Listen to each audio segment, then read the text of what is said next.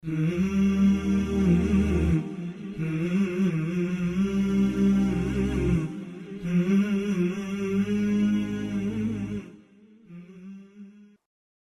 علیکم ورحمۃ اللہ وبرکاتہ۔ معزز ناظرین، ہماری گفتگو یہاں تک پہنچ چکی ہے کہ پیارے رسول صلی اللہ علیہ وسلم کی ماں آمنہ اور آپ کے دادا عبد المطلب کا انتقال ہو چکا ہے۔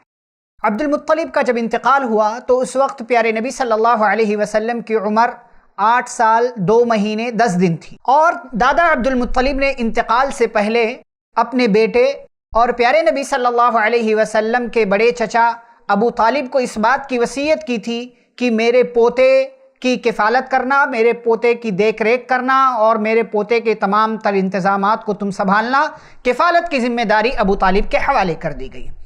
دادا عبد المطلب کے انتقال کے بعد اب پیارے نبی صلی اللہ علیہ وسلم چچا ابو طالب کی کفالت میں آ چکے ہیں۔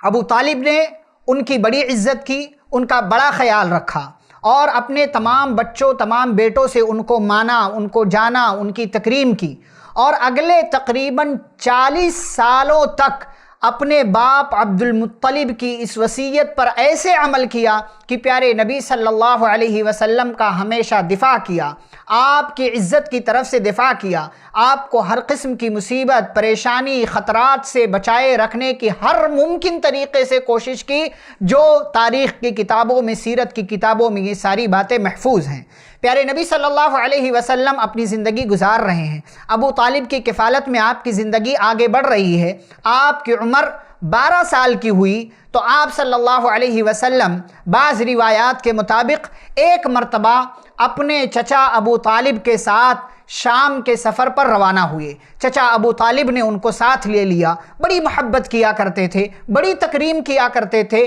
اس سفر میں جو تجارتی سفر تھا، شام کا سفر تھا، اس سفر میں انہیں اپنے ساتھ لے لیا، اور جب بصرہ نامی مقام پر پہنچے تو بعض روایات کے مطابق وہاں ایک راہب رہا کرتا تھا جس کا نام جرجیس بتایا جاتا ہے۔ وہ راہب وہ اپنے کلیسا سے اور جہاں وہ بیٹھتا تھا وہاں سے وہ باہر آیا اور اس نے ابو طالب کے سامنے پوری بات رکھی، کہا یہ رحمت للعالمین ہیں، یہ سید العالمین ہیں، یہ دنیا کے لیے رحمت بنا کر کے بھیجے گئے ہیں، یہی وہ آخری نبی ہیں جن کے تعلق سے بشارت یا جن کے بارے میں خبر ہماری کتابوں میں دی گئی ہے۔ ابو طالب نے کہا کہ تم نے کیسے پہچان لیا؟ تو اس نے اپنی توجیہ بیان کی اور ساتھ ہی ساتھ کہا کہ وہ مہر نبوت جو ان کے کندھوں کے درمیان ہے اس کے ذریعے میں ان کو پہچان لیتا ہوں، اور اس نے ابو طالب کو یہ نصیحت کی کہ ان کو آگے اپنے ساتھ مت لے جاؤ کیونکہ یہودیوں کی طرف سے ان کو خطرہ ہے۔ چنانچہ بعض لوگوں کے ساتھ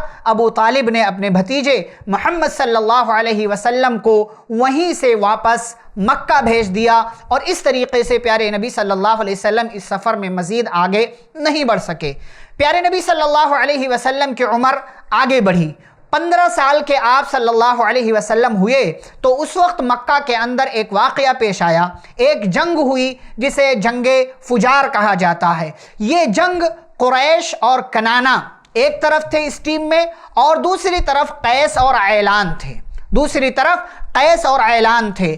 قریش اور کنانہ کی طرف سے کمانڈر حرب بن امیہ تھا، کیونکہ بڑی ممتاز شخصیت تھی اس کی اور بڑی ممتاز یہ حیثیت رکھا کرتا تھا۔ جنگ شروع ہوئی، اور جنگ جب شروع ہوئی تو صبح کے وقت میں قیس عیلان کا پلڑا یہ قریش اور کنانہ کے اوپر بھاری تھا، لیکن شام ہوتے ہوتے قریش اور کنانہ کا پلڑا قیس اور عیلان پر بھاری ہو گیا، اور قریش اور کنانہ کی ٹیم یا ان کی جماعت، ان کی فوج یہ جنگ جیت گئی، اور پیارے نبی صلی اللہ علیہ وسلم بھی اس جنگ میں ساتھ تھے، اس جنگ میں آپ شریک تھے قریش اور کنانہ کی طرف سے، اور آپ کی عمر صرف 15 سال کی تھی۔ آپ صلی اللہ علیہ وسلم اس جنگ کے اندر جو آپ کے چچا شامل تھے ان چچاؤں کو آپ تیر تھمایا کرتے تھے، اسے جنگ فجار کہا جاتا ہے۔ اسے جنگ فجار کیوں کہتے ہیں؟ اس لیے کہ اس جنگ میں حرمت والے مہینے کی اور حرم کی حرمت کو پامال کیا گیا تھا، اور ان کی حرمت کو پامال کر کے یہ گناہ کا کام کیا گیا تھا، اس لیے اسے جنگ فجار کہا جاتا ہے، جو کہ قریش کنانہ اور قیس اور عیلان کے درمیان پیش آئی، اور نبی پاک صلی اللہ علیہ وسلم بھی اس جنگ میں شریک ہوئے۔ مزید زندگی آگے بڑھی، آگے کیا ہوا یہ انشاءاللہ ہم آگے کی ویڈیو میں، آگے کی ملاقات میں آپ کے سامنے رکھیں گے۔ اللہ رب العالمین ہمیں سیرت طیبہ سے مکمل فائدہ اٹھانے کی توفیق عطا فرمائے، آمین۔ والسلام علیکم ورحمۃ اللہ وبرکاتہ۔